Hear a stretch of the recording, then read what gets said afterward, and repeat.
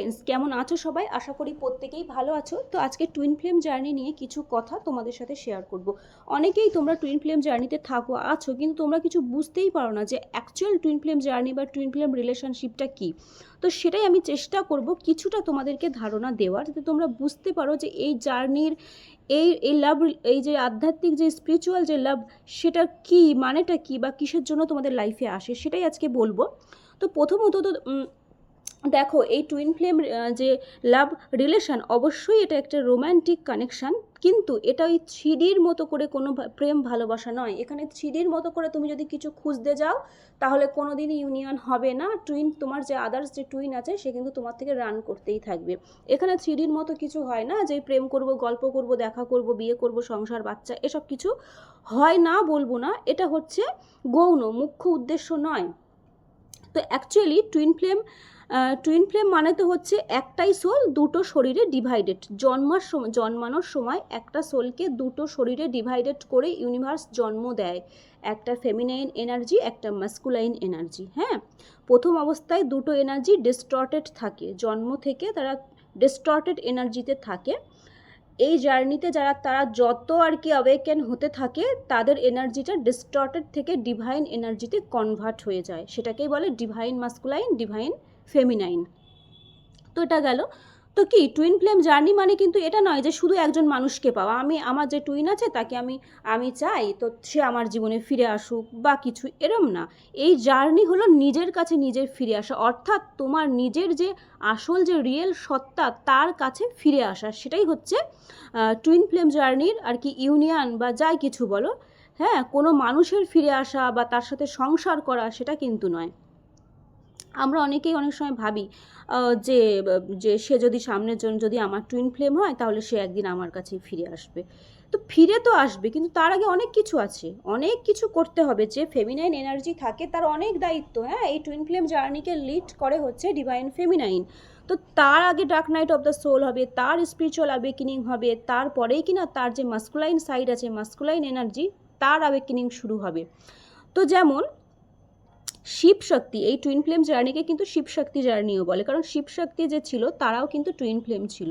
এখানে মাতা পার্বতী কিন্তু এই টুইন ফ্লেম জার্নি শিবের সঙ্গে তার, তো তিনি কিন্তু এই টুইন ফ্লেম জার্নির গভীরতাটা বুঝেছিলেন, এবং বুঝেছিলেন বলেই কিন্তু সে জানতেন যে শিবের সাথে তার সংযোগ খুব গভীর, মানে পূর্ব জন্ম থেকে জন্মান্তর থেকে তার সাথে সংযোগ।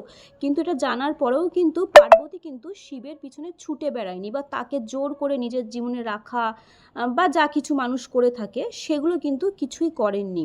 বরং মাতা পার্বতী নিজের যে আসল সত্তা, তার কাছে ফিরে গিয়েছিল।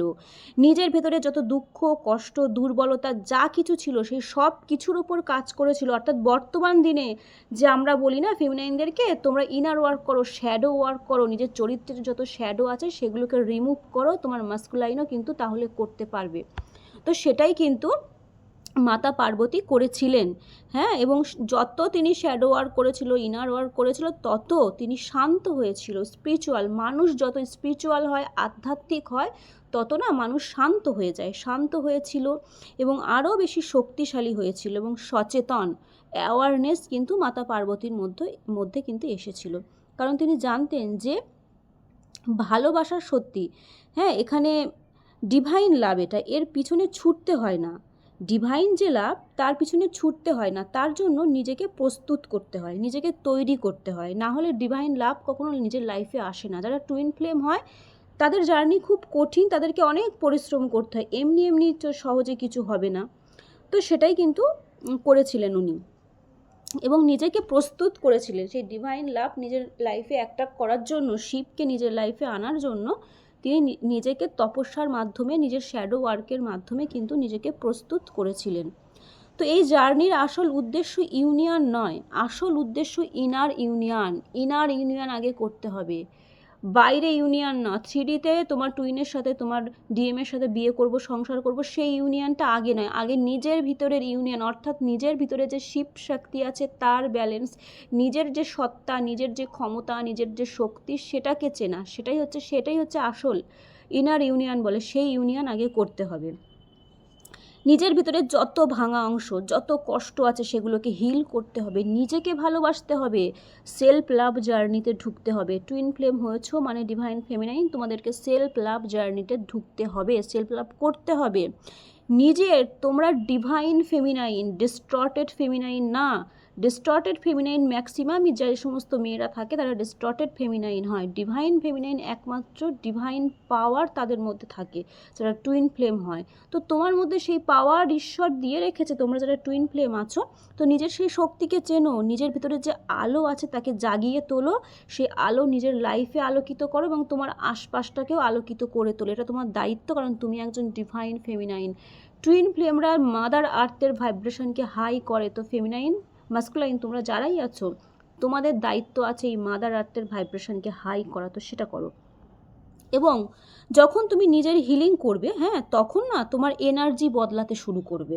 অর্থাৎ তোমার যে ভেতরে মানে যত শ্যাডো আছে, ইগো, অহংকার, রাগ, দ্বেষ, ক্ষোভ যা কিছু আছে, এই তোমার যে সোলের ওপরে যে আস্তরণগুলো পড়ে আছে সেগুলো তুমি যত পলিশ করতে থাকবে, যত হিল করতে থাকবে, তোমার এনার্জি তত আপগ্রেড হবে, ভাইব্রেশন হাই হবে। এবং সেই বদলে যাওয়া এনার্জি তোমার জীবনে যা সত্যি তোমার জন্য তাকে আকর্ষণ করবে। কাকে? অর্থাৎ তোমার যে ডিএম আছে, তোমার যে মাস্কুলাইন, যে ডিস্টর্টেড হয়ে মানে 3D নিয়ে ব্যস্ত, 3Dতে ঘুরছে, সে তোমার দিকে আকর্ষিত হবে চুম্বকের মতো। কারণ টুইন ফ্লেমদের মধ্যে একটা ম্যাগনেটিক পুল থাকে, একে অপরকে চুম্বকের মতো টানে, যে যেখানেই যত দূরেই থাকুক না কেন। তো এটাই হচ্ছে ব্যাপার। এবং তোমরা কি করো, ম্যাক্সিমাম সময় টুইন ফ্লেমরা ভাবে যে হয়তো ইউনিয়ন হবে না বা কিছু এরকম, এবং সেরকম কিছু না। ইউনিয়ন হবে, আগে নিজের ভিতর ইউনিয়ন মানে ইনার ইউনিয়ন করতে হবে, হ্যাঁ।